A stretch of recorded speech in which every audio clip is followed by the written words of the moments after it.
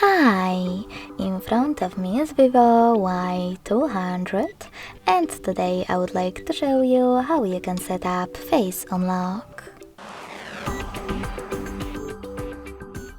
Begin by going into Devices Settings and scrolling down to access Security. Now tap on Face section and enter your current login method. Finally, you can tap on Start Enrollment at the bottom. Keep your face in frame and wait for 100% mark.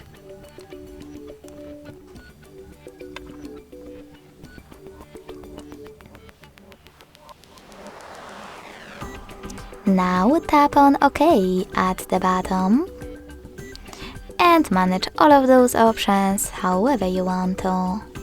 When you finished, go back. So finally, when I switch off my screen, then turn it back on.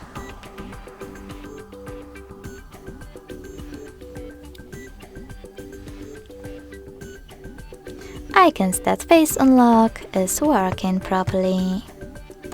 Thanks so much for watching. If you enjoyed this video, don't forget to leave a like, comment and subscribe. Bye!